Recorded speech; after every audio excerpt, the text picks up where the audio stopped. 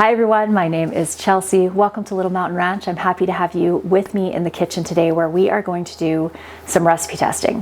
What I want to do today is to create some meals in jars. So I'm sure you've seen those mason jars, meals in mason jars, where it's usually things like cakes and muffins and cookie recipes where you can see all the pretty layers of all the ingredients, and then there's a recipe card with it to add the wet ingredients like the eggs, the milk, the oil, and that sort of thing. So my idea is to take some of our family recipes and create some mason jar meals for my adult kids, because number one, food is really expensive right now, and number two, my kids are really busy. They're all working full-time jobs and it's hard for them to have the time to make home-cooked meals.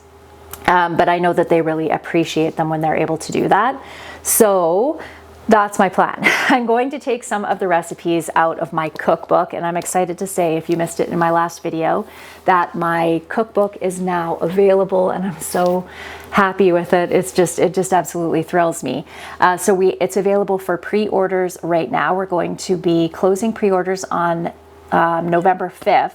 So if you do want to order a physical copy of my cookbook, then make sure you do it before November 5th. And we're going to be shipping them out at the end of November so that you can have them in time for Christmas.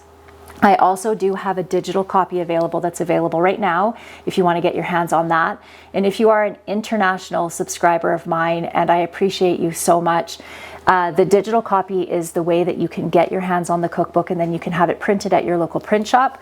We did design it so that it was printable. It's also a great digital copy because the index is clickable, so it's really easy to navigate around.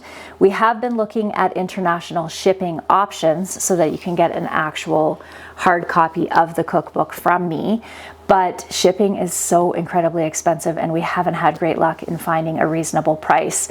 One of the quotes we had was $120 just to ship the cookbook. So the digital version is your best bet right now, but I'll let you know if it becomes available. If there's some way we can find an international printer that we can drop ship from internationally, I'm not sure, but we are working on it on the back end. So the recipes that I am going to play around with from my cookbook today are our chili recipe, the brownies, and what was the other one? And the oatmeal cookies out of here. So I want to make those recipes fit in a mason jar. I also want to do a taco soup or an enchilada inspired bean soup that could be thrown into the Instant Pot. So I think I might start with experimenting with that one first. The trick is going to be getting the measurements right in a canning jar, like in a standard size 1 liter mason jar. So that's going to be the tricky part, making sure that the seasonings and all those ratios are right. One thing that I realized this morning when I was about to bring all of my jars down to the pantry is I don't think in all the years I've been sharing canning videos with you that I have ever shown what I do from this point to get them to actually down on the shelves in the pantry. It might seem obvious that you just grab your jars and go put them on the shelf, but that's not actually the case. So one of the things about canning, especially if you're canning something, you're pressure canning like a meat product or soup or something like that, is the outside of the jar will be kind of slimy and dirty. So this was the beans that we did, the pork and beans that we did. And when you're canning, there will be a little bit of liquid as this boils up in the canner that will come out the top of the lid, and that's what creates that sticky residue. The other thing is, if you have really hard water and you don't use vinegar in your canner, which I try to, the vinegar will make it so that you don't have that hard water scale all over your jars.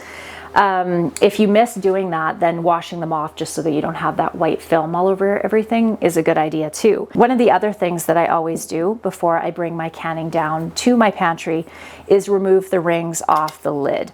And the reason that you do that is because the lid itself is holding this down, and it can give you what's called a false seal. So it will look like it's sealed, but when you take this ring off, the lid will pop off. So that's just a good idea to be able to double check all your seals on all of your lids before you put them down in the pantry. And then the third thing, which I am terrible at doing, but Dan has begged and pleaded that I do it this year, is to write on the jar the date and what is in the jar. I always say to him whenever he says it, well, I know what's in the jar and I know when I canned it. And he's like, yes, honey, but I don't. So I have done a really good job this year of writing on almost all the lids. Not all of them, but most of them. So I do have a sink full of hot soapy water over here. And the other thing that I do is I take my rings and I throw those in the hot soapy water too. The reason for that is because the rings themselves can start getting kind of dirty and grimy in there. And that might seem obvious, but it is a step that I have missed. Sometimes I'll just be in a rush and I just take them off and then I end up having to wash them later on when I want to use them again. And it's a lot harder to get all that grime off when it's been sitting there. So I always just throw them in a sink of hot soapy water, sloosh them around, and that's usually sufficient to get them clean. So I just let these soak for a few minutes and then sloosh them. I generally only do this, like wash it this vigorously, if it's a product like this that is really messy, that was in the pressure canner. If it's a water bath canned product, I don't often have to get this carried away. I can just use a cloth and just wipe them off. But these ones are pretty dirty. I guess one of the other advantages of doing this is it's not going to attract rodents or bugs or anything like that into your pantry. So we'll get these washed up and I'll bring them down. And then we can start playing around with our recipe. So if you missed when I was actually canning these up, some of these are pork and beans that we did, some are turkey soup, some are turkey broth with some extra vegetables that I had thrown in. So this jar, you can see how low the liquid is on this one in comparison to this one, for instance. This jar siphoned. It was the only one out of the batch that did, but I was being impatient and I opened up the lid of my canner too soon, and that change in both pressure and temperature caused this jar to siphon. I'm not sure why that was the only one that did, but thankfully it was the only one that did. That's completely fine, having that much headspace in a pressure canned product. One thing that I'll usually do is if there is a lot of siphoning like that, those products will go at the front of my shelf in my pantry, and then I will use those ones first. And the only reason I do that, it's not from a safety perspective, it's actually just because the seal may be less likely to hold down with just so much airspace there than this one. That's just an idea I have in my head. I don't know if that's actually true or not, but yeah, I try to use those ones up first. These beans, we actually had them for dinner last night, were really good. I'm just going to let those drip dry over there and then I'll bring them down to the pantry when I'm finished here. So the first recipe that we're going to play around with here is a taco soup. So we're gonna do a cup of pinto beans. You know, I'm gonna grab a funnel so I don't make a mess. A cup of black beans. So I want to add some dried corn in here, some freeze-dried corn, which I don't have, but I am going to be freeze-drying corn. But I do have some frozen corn, so I'm just gonna put the frozen corn in here for the measurements, and then I'll freeze-dry it. It'll be a little bit different because it's gonna shrink a little bit. I don't find with freeze-drying that things really shrink that much. Different than, say, dehydrating, which really tends to shrink the actual mass of the fruit or vegetable or whatever it is you're freeze drying. Yeah, so anyway, that's my plan for that. So I don't know about you guys, but I like a fair bit of corn in my like soup, stews, chilies, or anything. So I'm gonna do a full cup of corn. You could do a dehydrated onion if you want, but I have a freeze-dried onion here. So I'm going to use that, and I feel like half a cup would be good.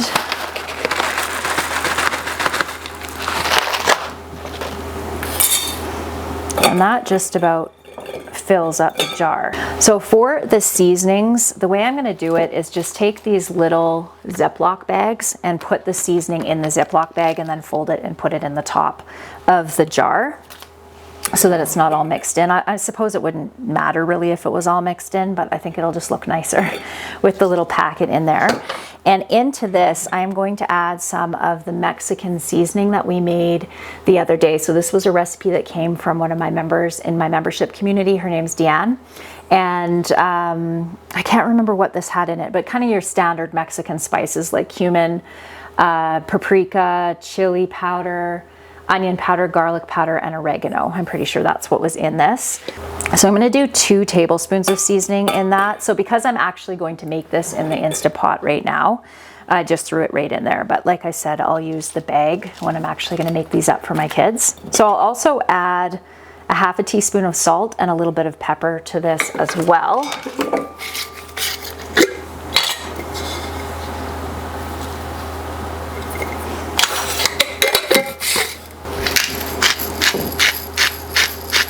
So I'm going to add this to it, and then I'm also going to include a quart of diced tomatoes with this as well, and a pound of ground beef. So obviously that wouldn't work if I was going to be shipping this somewhere, or if I was going to be giving it to someone that I couldn't just bring the ground beef and pop it in their freezer.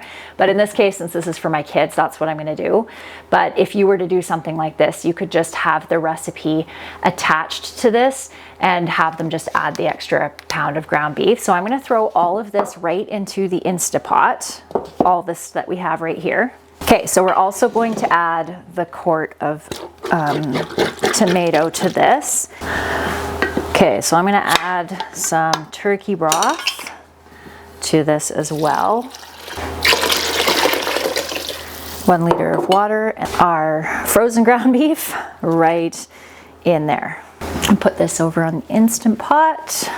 So I'm going to try that at 30 minutes and see if that's sufficient, because I did have the frozen ground beef in there, and I want to make this as easy for my kids as possible. And the likelihood of them remembering to take the ground beef out the night before, I mean, for heaven's sake, I hardly ever remember to do that, is probably not super likely. But this way they can open up their Instant Pot in the morning, throw all these ingredients in, including the frozen ground beef, turn that on, and then have it be ready for them when they get home from work. So that's kind of how I'm looking at these recipes, is how can we make this as easy as possible. So we'll try that at 30 minutes and see if that cooks the ground beef all the way through. It should, but I can always adjust that time if I need to. So there is one recipe down. So the next recipe that I'm going to do is a chili, which will be similar to the recipe that I did over there, but I'm not going to use the Instapot for this recipe. I'm actually going to use a Dutch oven and cook it that way, so that there can be different options for those of my kids that don't have Instapots. This way they can do the recipe anyway. Okay, I have my Dutch oven here, and I always get asked whenever I show this Dutch oven. It's a Paderno. I got this from Canadian Tire, and I absolutely love it. Dan bought it for me for Christmas. I don't even know how many years ago, 4 or 5 years ago now, and I think it's fantastic. So I'm going to use this for doing this recipe, and I'm going to make an assumption again that the beans weren't soaked overnight, and these beans weren't soaked overnight, because I just came up with this idea this morning to do this. So we're going to be using dry beans in this recipe. So this would have to go into the oven in the morning and then cook all day, or could potentially go into a, what's the word I'm looking for? A crock pot. So I'm going to grab my chili recipe out of my cookbook. So this one's actually one of my mom's recipes. Okay, so I'm going to cut this recipe in half. I'm going to have to experiment a little bit with the measurements of all of this so that it all works in a mason jar. This recipe is on page 90 of the cookbook. Okay, I'm just going to use the same jar that we used for measuring out the other one, and I'm going to do kidney beans in this one, because this one's going to be a chili. We'll do 2 cups of kidney beans, 1 cup of corn,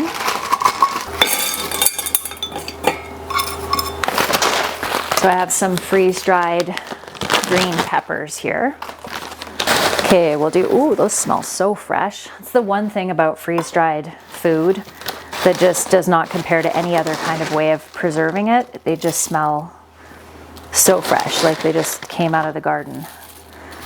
So we'll do maybe half a cup of the freeze-dried peppers, half a cup of onion. Oh dear. Okay, so we're gonna have to make a little bit of an alteration on that. That's not gonna work. We are going to have to cut down the amount of beans that we have in that. So we'll do a cup and a half of beans. That's gonna bring the level of this down enough that we can put all the seasonings into it. So let's just dump that out in here. Okay, so that's gonna be a cup and a half. So we're gonna add a teaspoon of salt. So we're gonna add a tablespoon and a half of our Mexican seasoning here. I'm going to add a little bit of garlic powder, just some extra garlic powder to this, because my recipe does call for garlic, minced garlic, quite a bit of it. So we'll add a half a teaspoon of that, half a teaspoon of cocoa powder. So I am going to recommend for this recipe that my kids fry up the ground beef, like thaw it and fry it up and then add it into this recipe. But if they really wanted to, they could throw this in the Instapot too with the pound of ground beef frozen, the way that I did with the taco soup. I am going to fry up the pound of ground beef that I'm going to add into this though. And we're going to add 2 cups of tomato sauce and 2 cups of diced tomatoes into this. I'm going to add a tablespoon of sugar to this as well. None of my kids like super spicy stuff, so I'm just gonna add a couple of chili flakes to the seasoning mix just to give it a little bit of heat, but not too much. So just a couple. And we're gonna add 2 cups of diced tomatoes and 2 cups of tomato sauce.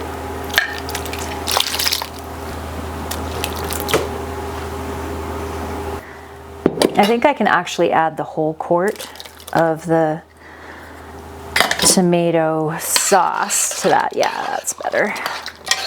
And something that just occurred to me, which may have occurred to you already, that is that my original recipe calls for cooked kidney beans, so just canned cooked kidney beans. And these are dry kidney beans, which means that they are going to double in bulk in the size that they are.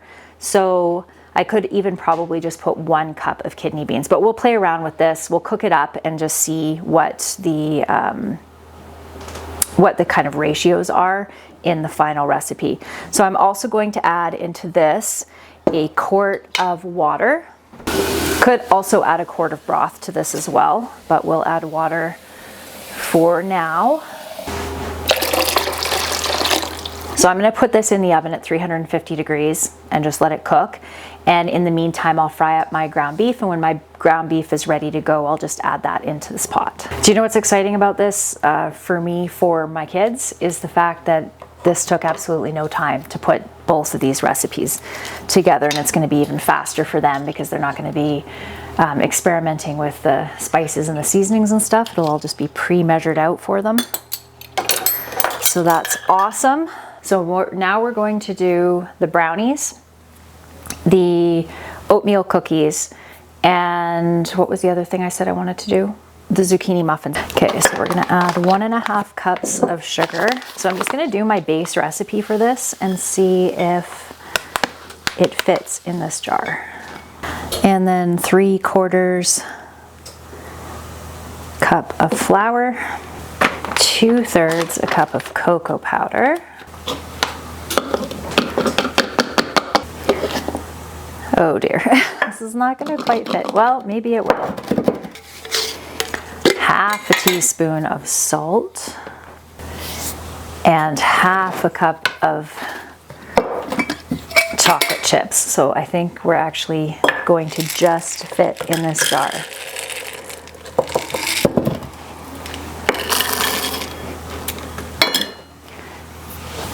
It fits perfectly. That's fantastic. Woohoo! So the added ingredients that they're going to have to add are 2 large eggs, a half a cup of oil or melted butter, I prefer melted butter. Makes it just a little bit more rich. Not that you really need that for brownies, but I like it that way. 2 tablespoons of water and half a teaspoon of vanilla. Spread it into a parchment lined 8x8 tray and then bake it at 350 degrees for 40 minutes. So that worked out great. So I can easily make a bunch of these for my kids using the exact recipe that I have, which is so great. And now we'll do the cookies. I don't feel like we're gonna have as good a luck with that. We are gonna have to probably make some alterations, but we'll give it a try. So the brownie recipe is on page 104 in the cookbook.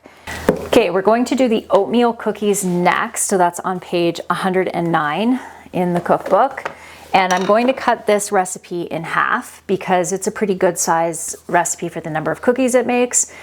So I'm going to add half a cup of white sugar.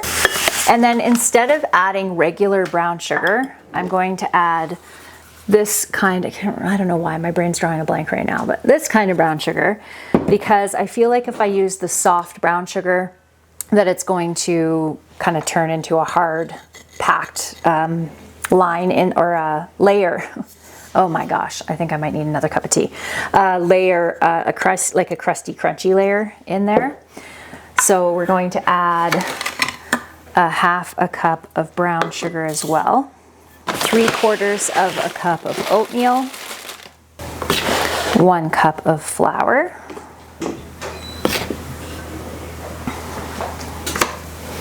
A 1/4 teaspoon of salt, half a teaspoon of baking soda, and half a teaspoon of baking powder, and 3/4 of a cup of chocolate chips. And I think this is going to fit perfectly in here.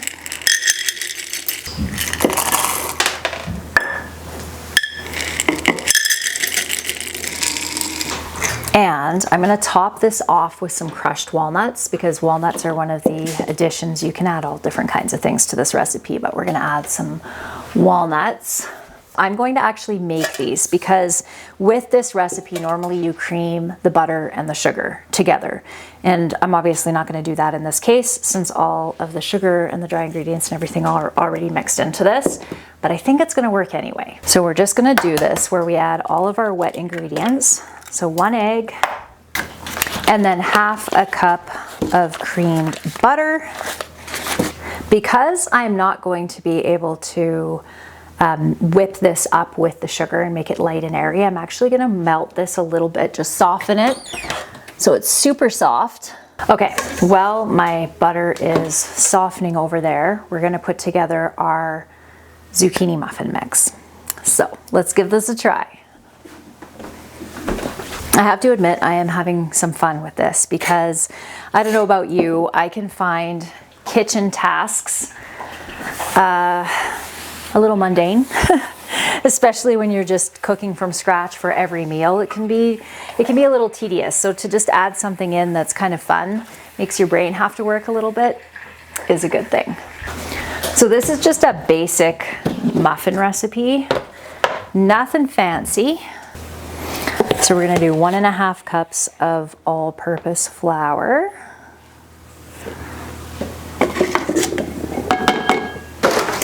Half a cup of rolled oats. Half a cup of sugar. I'm going to use this brown sugar again. Half a teaspoon of baking soda. 1 teaspoon of baking powder.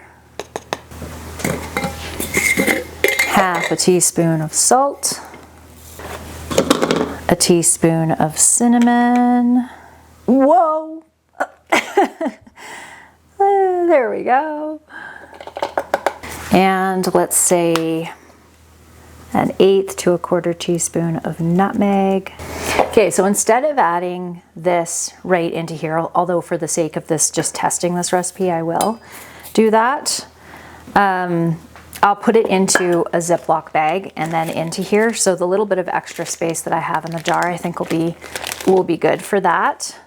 I don't feel like half a cup's going to be quite enough. Let's add 3/4 of a cup to there. Okay, I'm just gonna set this aside for a minute so that we can do the oatmeal cookies, because they actually have to chill. So we'll add our butter right into the pot there, or the bowl.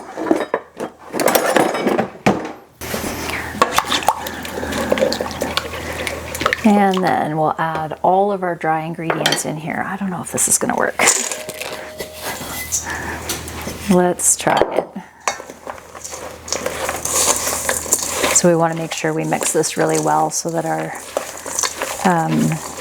baking powder, baking soda, and salt get all well distributed. But that seemed to work fine. These are going to have to chill, so I'm going to make the balls now. You could chill just the dough in the fridge if you wanted, but I'm going to make the balls now to make it quick. And then just pop them in the freezer and they can chill while we're making our muffins. Okay, throw those in the freezer. So we're going to do 2 eggs and 1/2 cup of softened butter, a good teaspoon of vanilla. So we're going to add our butter to our egg. That all mixed together in with our vanilla. And then all of our muffin ingredients. So I'm going to add a little bit of oil to this. I don't think I need much. Make that 1. This is how experimenting in the kitchen goes, right? So 1 full cup of melted butter or oil. Let's add a splash of milk. Still not quite there. So let's see, that's better. Let's try baking that. So I think this is just going to bake 6 small muffins, which is good. Okay, let's try this. You know, I didn't think about adding a little extra liquid to help with the rehydration of the zucchini. So that's probably what the issue was. Okay, well, these smell good. So we're going to bake these at 350 for probably 15 minutes until they spring back when we touch them. Just venting my Instapot back there. A trick that someone showed me a while ago was to throw a tea towel over it when you vent it so it's not spraying all over your kitchen. It's just about finished right now, so there's not a ton of steam coming out of there, but we'll open that up, break our meat apart, and see if it's cooked all the way through. And if it is, we'll give it a taste and see how it is. Happy to say our beef cooked through perfectly in our Instapot, so I've just broken it up a little bit, and I'm going to give the soup a try. So this tastes good, but it's not great, and it's definitely missing something. I think that this is a good start to it, and the amount that it actually makes is enough for a nice big bowl of soup, leftovers the next day, and then you could even freeze a couple of bowls if you were just a single person. With a couple, it would probably last for like a dinner and a lunch the following day to bring to work. It's definitely missing something. Not sure what it is. So our muffins and our cookies are done. I'll be back with you to show you them and try them and see what kind of tweaks we have to do with those ones. But I feel like I'm on the right track with all of these. I just think it's going to take a little bit of playing around to get the ratios exactly right for the mason jar size that I have to work with. All right, friends, we have our muffins, which turned out really well. They're quite delicious. The only thing is that I found them a little bit dry. So what I'm going to do is cut down on the amount of oatmeal by 1/2 cup and increase the amount of zucchini by 1/2 cup. And I think that will, hang on, Kitty needs to go outside. So I knew the cookies were going to be good. This is one of the recipes from my cookbook, and I just cut it in half, and they're absolutely delicious. This is one of those cookies that's nice and crispy on the outside, but is soft and chewy and delicious on the inside. So really, really good. recipe for those. It was good. You thought it was good? Oh, okay. So Dan tried the soup and he said it was really tasty. He thought that it just needed a little bit more salt. But the nice thing about salt is that's something you can just add after the fact to suit what you like as far as saltiness. So that's great. So that one is a win too. So now I just have the chili in the oven that I'm going to pull out right now. I'm frying up the ground beef on the stove. We're going to add that and then give that one a try too.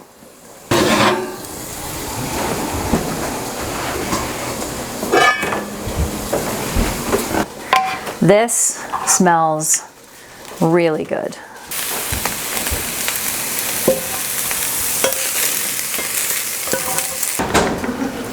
That is delicious smelling, so let's hope it tastes as good as it looks.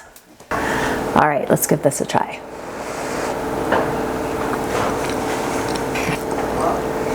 So this one, in my opinion, has too much salt and not enough seasoning. So a little bit more chili powder. I'm just gonna add some more chili powder to this right now. We'll add 2 more teaspoons. I think this one needs a little bit more work. It's good, it's a decent chili, but it's not a really, really good chili. So I'm gonna play around with the seasoning ratios for the mason jar. And I'll tell you what I'll do. Once I have all these recipes completely dialed in, I will do another video and I'll get them all into the jars and all of that. I don't want to put them all into the jars until just before Christmas because I don't want any of the ingredients to go stale. I will use oxygen absorbers and I'll vacuum seal the jars, but still I wanted them to be as fresh as possible for Christmas, so you can keep your eye out for that video when we get into December. I hope you enjoyed hanging out with me today and I look forward to seeing you next time. Bye everyone.